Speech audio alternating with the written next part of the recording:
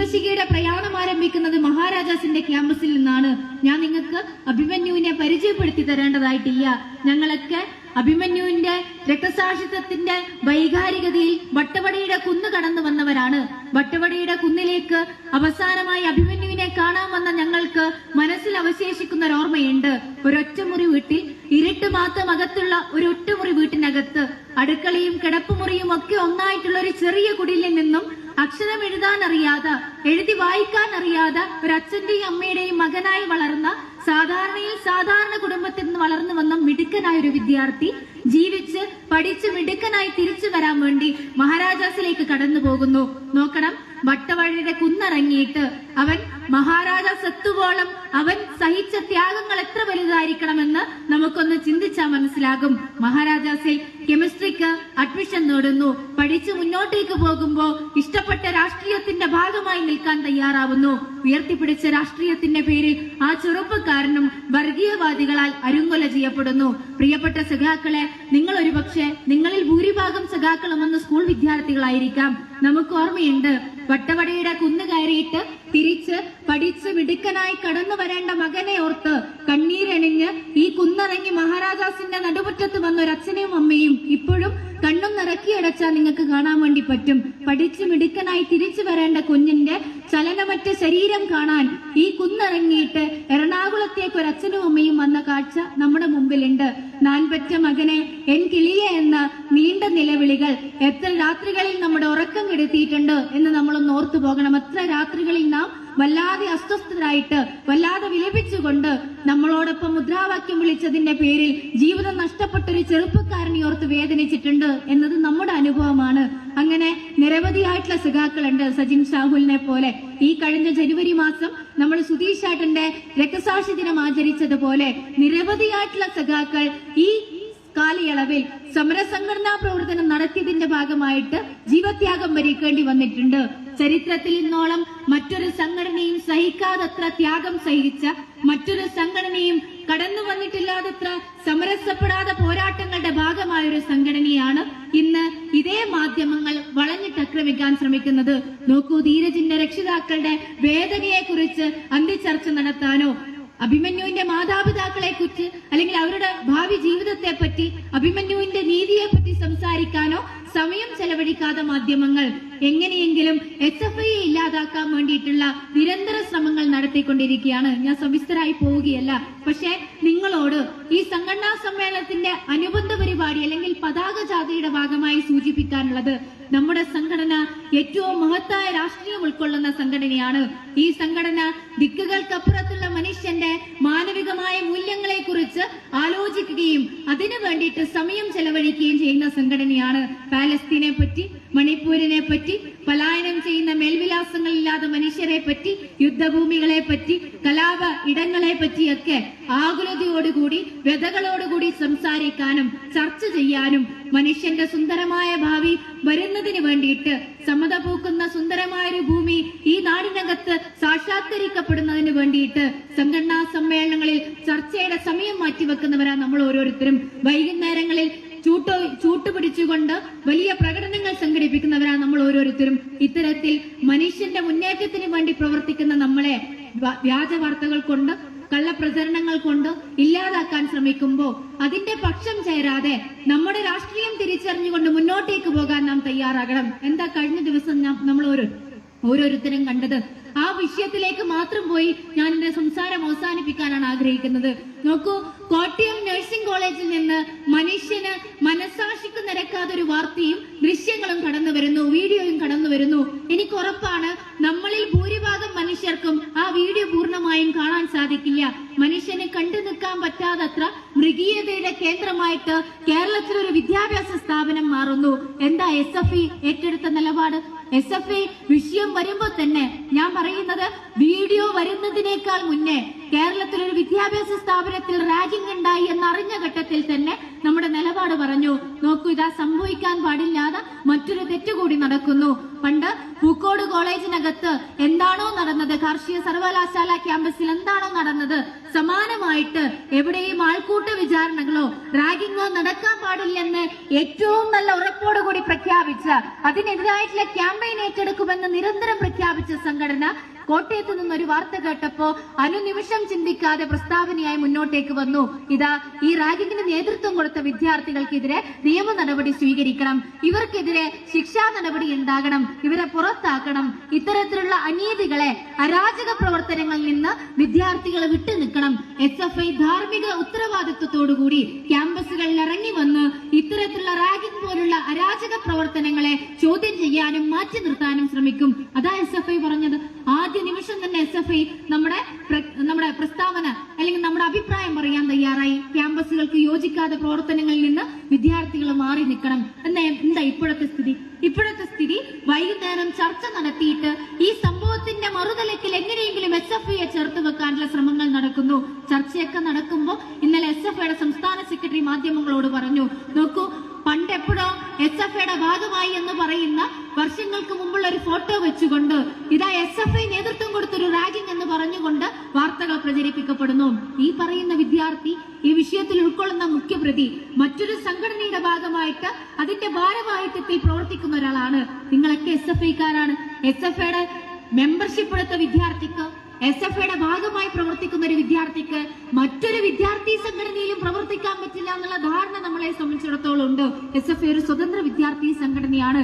നമുക്ക് nursing മേഖലയിലായിക്കോട്ടെ, medical മേഖലയിലായിക്കോട്ടെ, മറ്റേത് മേഖലയിലായിക്കോട്ടെ, engineering മേഖലയിലായിക്കോട്ടെ ഇടപെടാൻ നമ്മുടേതായ സബ് കമ്മിറ്റികളുണ്ട്, നമ്മുടേതായ കമ്മിറ്റികളുണ്ട്.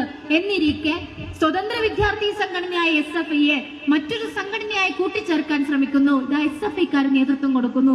നിങ്ങൾക്ക് ഓർമ്മയുണ്ടാകും, പൂക്കോട് വെറ്റിനറി കോളേജുമായി ബന്ധപ്പെട്ട വിഷയം നിങ്ങൾക്ക് ഓർമ്മയുണ്ടാകും. വെറ്റിനറി കോളേജിൽ സംഭവിക്കാൻ പാടില്ലാത്തൊരു വിഷയം നടക്കുമ്പോൾ എങ്ങനെയാ കേരളത്തിനകത്തുള്ള ഒരു വിദ്യാർത്ഥി പ്രസ്ഥാനം അതിനെ നേരിടാൻ തയ്യാറായത്? നിങ്ങൾ കാണേണ്ടത് ആദ്യഘട്ടം തന്നെ SFI മുന്നോട്ടേക്ക് വെച്ച പ്രസ്താവന ഇങ്ങനെയായിരുന്നു. SFIക്ക് ആധിപത്യമുള്ള ഒരു ക്യാമ്പസിനകത്ത് ഇത്തരത്തിലൊരു അരാജക പ്രവർത്തനം നടക്കുമ്പോൾ ഞങ്ങൾക്ക് അതിന്റെ ധാർമ്മിക ഉത്തരവാദിത്തം ഉണ്ട്. അതാര് ചെയ്തിരുന്നാലും അവരെ പുറത്താക്കണം.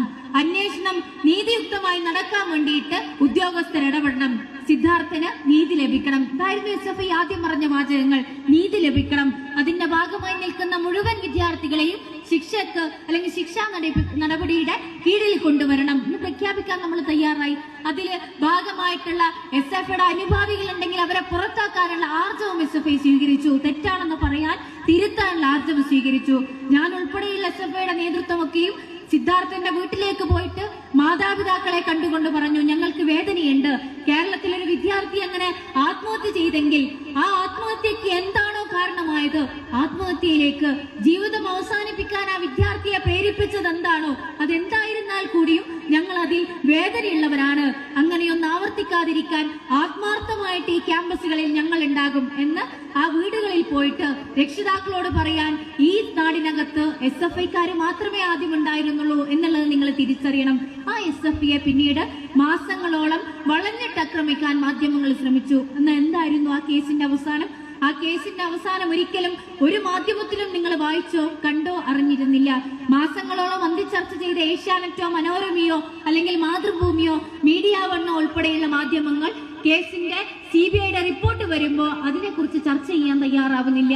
SFI ആസൂത്രണം ചെയ്ത് നടപ്പിലാക്കിയെന്ന് ആവർത്തിച്ച് പറഞ്ഞ മാധ്യമങ്ങൾ പിന്നീട് അന്വേഷണത്തിന്റെ റിപ്പോർട്ട് വന്നപ്പോൾ അതിനെക്കുറിച്ച് ചർച്ച ചെയ്യാൻ ഒരു നിമിഷം പോലും മാറ്റിവെച്ചില്ല എന്നത് നമ്മുടെ മുമ്പിലുള്ള ഈ മാധ്യമങ്ങളുടെ SFI വിരുദ്ധതയാണെന്ന് തിരിച്ചറിയാൻ പറ്റണം. എന്താ റിപ്പോർട്ട് വന്നപ്പോൾ കണ്ടത്? ഗവർണർ നിയോഗിച്ചു ഒരു സമിതിയെ. കേരളത്തിലെ ഗവർണർ എന്തായാലും SFIക്ക് അനുകൂലമായി പ്രവർത്തിക്കില്ലെന്ന് അറിയുന്നവരാണല്ലോ നമ്മൾ ഓരോരുത്തരും. കേരളത്തിലെ മുൻപുണ്ടായ ഗവർണർ SFIക്ക് അനുകൂലമായിട്ട് എന്തായാലും പണിയെടുക്കില്ല എന്നറിയുന്നവരാണല്ലോ നമ്മൾ ഓരോരുത്തരും. ഗവർണർ നിയോഗിച്ചു ഒരു സമിതിയെ അന്വേഷിക്കാൻ വേണ്ടി.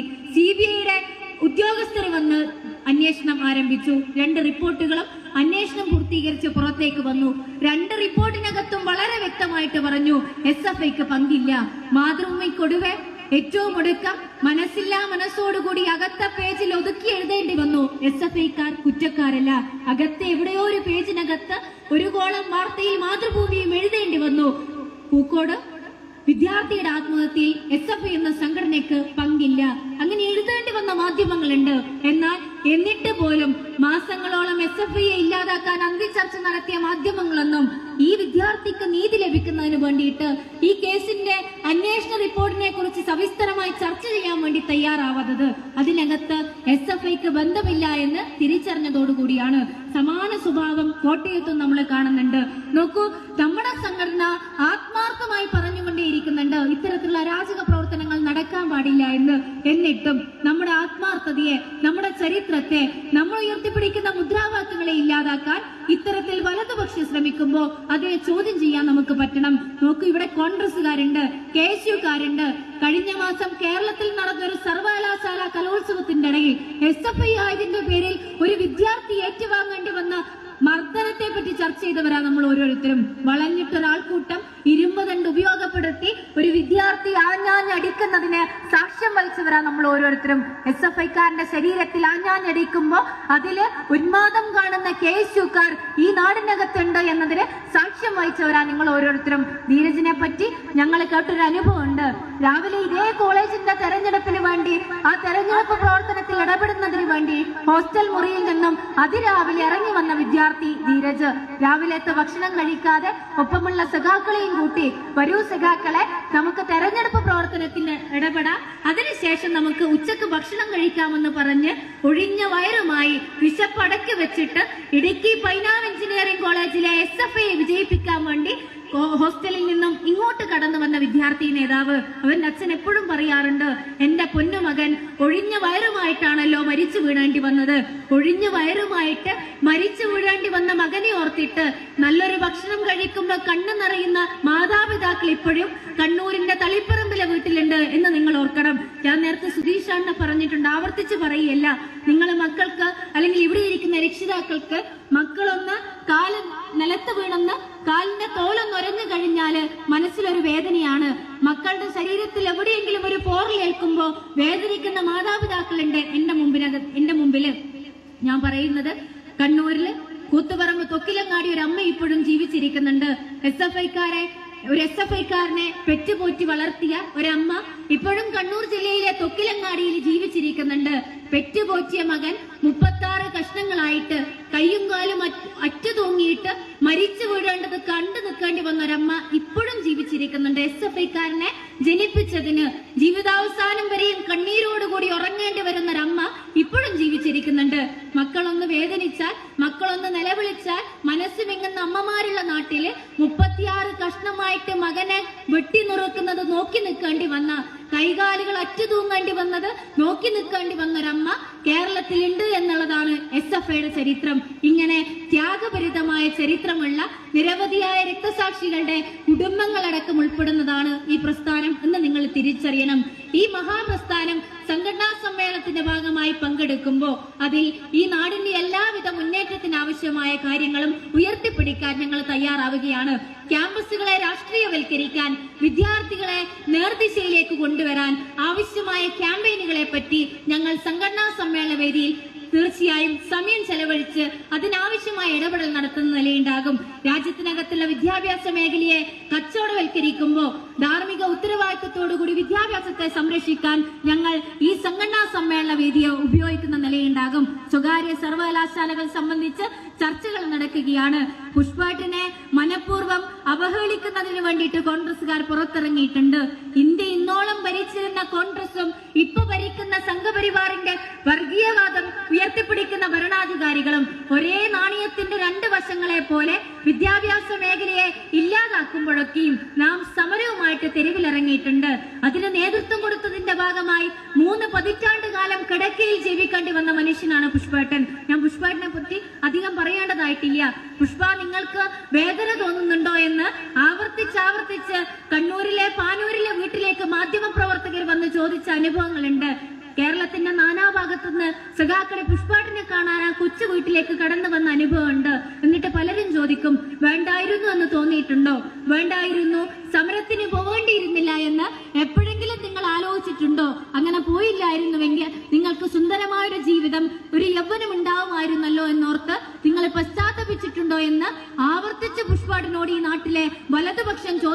ഇരുന്നിട്ടുണ്ട്. നോക്കണം, കൈയൊന്നും അനക്കാൻ പറ്റാതെ അല്ലെങ്കിൽ വിരല് മാത്രം അനക്കാൻ പറ്റുന്ന ആ മനുഷ്യൻ സകലമാന ചോദ്യങ്ങളോടും അവസാന ശ്വാസം വരെയും പറഞ്ഞ മറുപടിയുണ്ട്. തീയിൽ കുരുത്തതുപോലെ, തീയിലൊരുക്കി ഏറ്റവും മനോഹരമാക്കി മാറ്റിയെടുത്തതുപോലെ പുഷ്പാട്ടൻ ആവർത്തിച്ചു പറഞ്ഞ അനുഭവമുണ്ട്, മറുപടിയുണ്ട്. എന്താ പറഞ്ഞത്? എന്റെ സഖാക്കളോടൊപ്പം ഒരിക്കൽ കൂടി സമരത്തിന് പങ്കെടുക്കാനും സമരഭരിതമായ ഇന്നത്തെ കാലത്ത് എന്റെ പ്രിയപ്പെട്ട സഖാക്കളോടൊപ്പം ഒരിക്കൽ കൂടി സമരത്തിനിറങ്ങാനും മുഷ്ടി ചുരുട്ടി അവരെ അഭിവാദ്യം ചെയ്യാനും പറ്റില്ലല്ലോ എന്നോർത്തല്ലാതെ പുതുക്കുടി പുഷ്പൻ എന്ന ഞാൻ ജീവിതത്തിൽ ഇന്നോളം വേദനിച്ചില്ലെന്ന് ആവർത്തിച്ചു പറഞ്ഞൊരു പോരാളിയെ കഴിഞ്ഞ മാസങ്ങളിൽ നമുക്ക് നഷ്ടപ്പെട്ടിട്ടുണ്ട്. ആ പുഷ്പാട്ടിനെ വളരെ മോശമായി ചിത്രീകരിച്ചുകൊണ്ട് സ്വകാര്യ സർവകലാശാലയെ സംബന്ധിച്ച് കേരളത്തിലെ കോൺഗ്രസ് കാപട്യത്തോടു കൂടിയിട്ട് വാർത്തകൾ ചമക്കുന്നുണ്ട്. കേരളത്തിലെ വിദ്യാഭ്യാസ സ്ഥാപനങ്ങളെ, രാജ്യത്തിലെ വിദ്യാഭ്യാസ സ്ഥാപനങ്ങളെ വിറ്റുതുലക്കാൻ പുതിയ വിദ്യാഭ്യാസ നയം കൊണ്ടുവന്നപ്പോ SFI ഉൾപ്പെടെയുള്ള പുരോഗമന പ്രസ്ഥാനങ്ങൾ ആവർത്തിച്ചു പറഞ്ഞു, ഇടതുപക്ഷം ആവർത്തിച്ചു പറഞ്ഞു, സംസ്ഥാന സർക്കാരുകൾക്ക് അധികാരമുണ്ടാകണം, സംസ്ഥാന സർക്കാരിന്റെ കീഴിലായിരിക്കണം വിദ്യാഭ്യാസ മേഖല. എന്നാൽ വിദ്യാഭ്യാസ മേഖലയെ, ചരിത്രത്തെ ഇല്ലാതാക്കാൻ സംഘപരിവാറിന്റെ വിധേയത്വത്തിന് കീഴിൽ പാഠപുസ്തകങ്ങളെ, ക്ലാസ് മുറികളെ മാറ്റുന്നതിന് വേണ്ടിയിട്ട് വിദ്യാഭ്യാസ മേഖലയെ കച്ചവടവൽക്കരിക്കാൻ പുതിയ വിദ്യാഭ്യാസ നയം കടന്നു വന്നു. അപ്പോഴും നമ്മൾ പറഞ്ഞു, സംസ്ഥാന സർക്കാരുകളുടെ പരിധിയിലല്ലാതെ ആവശ്യാനുസരണം പെട്ടിക്കടകൾ പോലും ക്ലാസ് മുറികളാകുന്ന നയത്തിനെതിരായിട്ട് മനുഷ്യരെ നിങ്ങൾ സംഘടിക്കണമെന്ന് നമ്മൾ ആവർത്തിച്ചു പറഞ്ഞു. കേരളത്തിലെ സർക്കാരിന്റെ മുമ്പിൽ നമ്മൾ ആവശ്യം മുന്നോട്ടേക്ക് വെച്ചു. കേരളത്തിൽ അഥവാ കേന്ദ്രം തയ്യാറാക്കിയ പുതിയ വിദ്യാഭ്യാസ നയപ്രകാരം സ്വകാര്യ സർവകലാശാലകൾ വിദ്യാഭ്യാസ സ്ഥാപനങ്ങൾ വരികയാണെങ്കിൽ അവിടെയാണ് SFI ഉന്നയിച്ച ആവശ്യം. അത് സർക്കാരിന്റെ പരിധിയിലായിരിക്കണം. സർക്കാരിന് പൂർണ്ണ നിയന്ത്രണമുള്ള തരത്തിൽ, സാമൂഹ്യ നീതി ഉറപ്പാക്കുന്ന തരത്തിൽ, മെറിറ്റ് ഉറപ്പാക്കുന്ന തരത്തിലായിരിക്കണം ആ വിദ്യാഭ്യാസ സ്ഥാപനങ്ങൾ എന്ന് നമ്മൾ ആവശ്യപ്പെടുന്ന നിലയുണ്ടായി. അതിന്റെ ഭാഗമായി കേരളം ഇന്ത്യയിൽ ഒരൊറ്റ സംസ്ഥാനം ബില്ല് പാസാക്കാൻ തയ്യാറാവുന്നു. ഇങ്ങനെ വിദ്യാഭ്യാസ മേഖലയെ കേന്ദ്ര സർക്കാർ താറടിക്കാൻ ശ്രമിക്കുമ്പോഴൊക്കെയും അതിനെ സംരക്ഷിക്കാൻ വേണ്ടി തെരുവിലേക്ക് ഇറങ്ങാൻ നമ്മൾ മുന്നോട്ടേക്ക് വരുന്നു. രാജ്യത്തിനും ലോകത്തിനും വേണ്ടി തെരുവിലിറങ്ങി മുദ്രാവാക്യം വിളിക്കാൻ നാം നമ്മുടെ യൗവനം മാറ്റിവെക്കുകയാണ് എന്ന് തിരിച്ചറിയണം. പ്രിയപ്പെട്ടവരെ, ഞാനിനി ആവർത്തിക്കുന്നില്ല. 35 മനുഷ്യർ ഈ പോരാട്ടത്തിന്റെ ഭാഗമായിട്ട് മരിച്ചു വീഴേണ്ടി വന്നവരാണ്. അവരൊക്കെയും പെറ്റുപോറ്റിയ രക്ഷിതാക്കളുടെ മുമ്പിൽ നാടിന്റെ ഇടയിൽ, ഗ്രാമത്തിന്റെ ഓരത്ത്, ക്ലാസ് മുറികളിൽ, വരാന്തകളിൽ, ക്യാൻറ്റീൻ മുറികളിലൊക്കെ ചോര വാർന്നു മരിച്ച അനുഭവം ഈ നാടിന്റെ വിദ്യാർത്ഥി പ്രസ്ഥാനത്തിന്റെ ചരിത്രത്തിൽ ആലേഖനം ചെയ്യപ്പെട്ടിട്ടുണ്ട് എന്ന് നിങ്ങൾ തിരിച്ചറിയണം. ആ പോരാട്ടം മനസ്സിലാക്കിക്കൊണ്ട് മുന്നോട്ടേക്ക് പോകാൻ നമുക്ക് പറ്റണം.